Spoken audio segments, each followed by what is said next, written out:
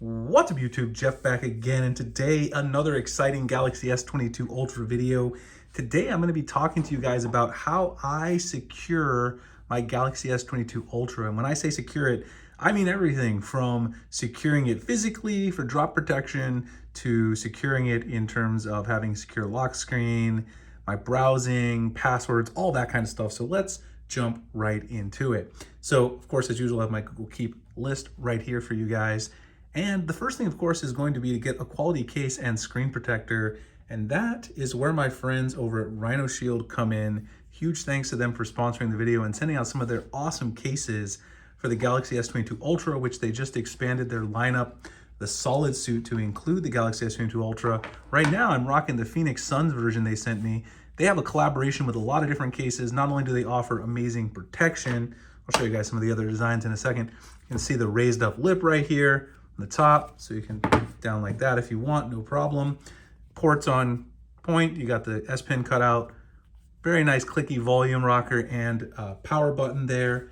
Everything just beautiful. And it does match my white one beautiful with the Phoenix Suns logo. The playoffs just started, so this is perfect. And like I said, not only do they have an NBA collaboration, they have their regular series, which is the carbon fiber. They also have a plain black if you're interested. I really like this one. They also sent me some of their collaboration with NASA. They have some with PewDiePie, a bunch of other really cool stuff, and tons of collabs. I'll show you the other one. I'm just gonna take out the box. This is what the packaging looks like. Nice eco-friendly packaging. This is the other NASA case they sent me. And you can see right here, protect the planet. A little information here about supporting Rhino Shield, purchasing the product, their plastic reduction campaign. So that's very cool. You can take off the film like this, and I'll even show you guys how to slap this on here. Let me take my Suns case off. I'll show you guys what it looks like. There's the inside branding. Hello Different. You can also customize these with your own picture, logo, name, whatever it is you want to do. That's what it looks like. The NASA one with the white just looks beautiful with my white Galaxy S22 Ultra. Now, the awesome thing is they also have their 3D Impact screen protector, which they sent over as well. I'll show you guys what you get in the package here as well. If you slap this on with your Galaxy S22 Ultra, you're gonna have just the all-around protection. So if you're someone who likes screen protectors, in addition to your solid suit, you can throw on the screen protector. Nice instructions, everything comes in here that you need to install it, and then you're gonna be good to go, and you don't have to worry about your screen breaking ever again. So the really awesome thing about this, like I said, they do have worldwide shipping. This in here comes in here, see right there, everything you need to apply it. This is going to have a coupon code. You have 20% off a week from the posting of the video, and then it will have 10% after that. So if you guys are interested in picking up some Rhino Shield cases, I'll drop the link below, as well as the coupon code. You guys will also see it up here. And huge thanks to them for sending out these cases. Definitely want to start with a very protective case to start protecting your Galaxy S22 Ultra. Next, you're gonna want to secure your lock screen. Now, this is something people usually do during the setup process, but it's nice to know that you can also go in and change your secure lock screen options at any time by going into the settings. Of course, you can go into biometrics and security. You can do face recognition. You can see I got my face registered. Fingerprints, I've added 2 fingerprints. I usually add both thumbs. Sometimes it's also good to enroll your fingerprints more than once because it kind of gives you better recognition capabilities.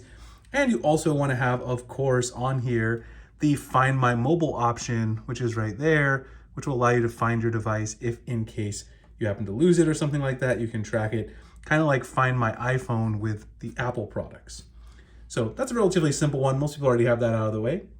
The next thing is a password manager. And this is a really, really useful thing that I find to be so helpful for me because I use a lot of different devices and I need something that's cross-platform compatible because I do use a MacBook Pro as my main editing machine. And the one that I use personally, and I can see that once again, my GoodLock has erased one of my apps. It's 1Password. You guys can actually see that if you go back into GoodLock, you guys notice how it should be right there. It's not showing up in my apps list. This is very annoying. GoodLock has this issue sometimes. And 1Password is the password manager I use. There's a lot of good ones. But I personally like 1Password. You guys can see I got 759 logins there. I also have my address info and stuff like that. You can store secure notes. There's some other good ones like Dashlane, LastPass, a lot of good options out there. This is great because now you can automatically fill in your passwords when you're browsing around the web or you're using your banking apps, things like that. And it also works on Mac, Windows, any other platforms you use, so you can sync all of your passwords and you have a master password that keeps everything secure. So that way your password, is very less likely to get compromised and things like that. And it also will alert you if you have some passwords that have been compromised. You can go through and change those. Two-factor authentication, all kinds of great stuff in here. Like I said, 1Password is my favorite one. I'll drop a link below if you guys want to check it out. You can get a trial, I think, and try it out for 14 days and see if you like it. This one has a ton of features. Let me know if you guys are interested in a full video on 1Password. I could certainly make one. The next thing is a VPN, and I actually ticked the wrong box there. Let me go ahead and check Password Manager.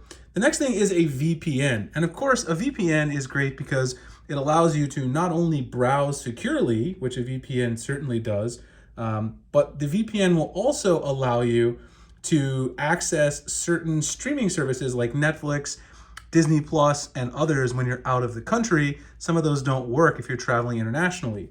I use Ivacy VPN. I actually made a full review video on this. I don't know if it'll been posted yet on this VPN. Lots of great stuff you can do. You've got different protocols, multi-port.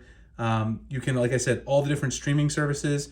You can unblock Netflix, HBO Max, Hulu, Disney Plus if you're traveling abroad or you don't live in the US.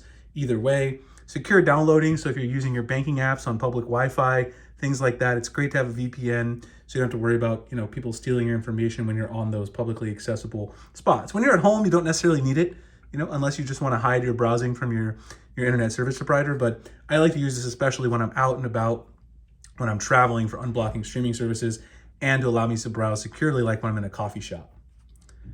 The next thing is using a privacy-based browser. So if you're really concerned about, apps tracking you across the web, Google is in the ad business, so they do track you a decent amount of the time. And one of my apps is once again missing.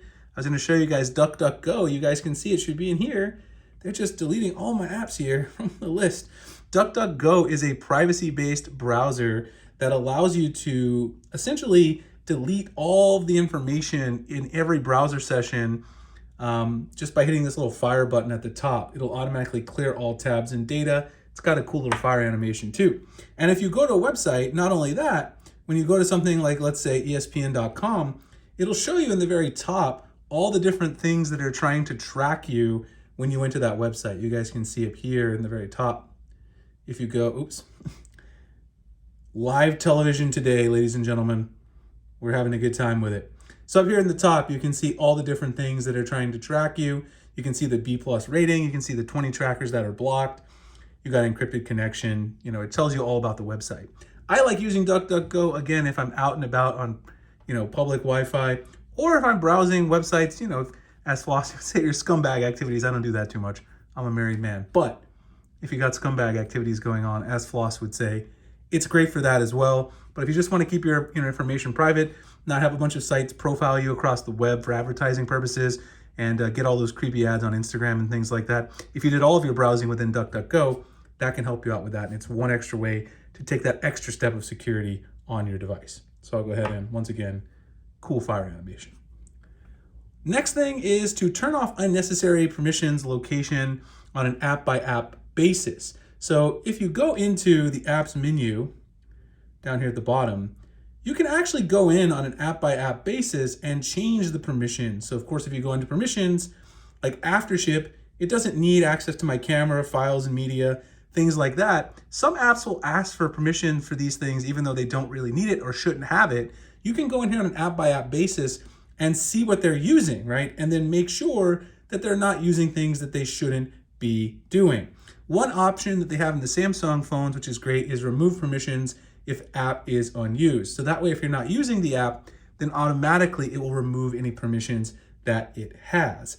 The other thing you can do, of course, is you can go into and change the location request and view location requests. So if you go into app permissions here, it'll show you all the apps that have access to your location and the different levels of access they have so you can change those. It's always a good idea to just take a look through these, see if something is using your location or using other permissions that it shouldn't be, and change those on an app-by-app basis. That'll always make sure you're more secure, and so the apps aren't getting information they shouldn't be about you or your device.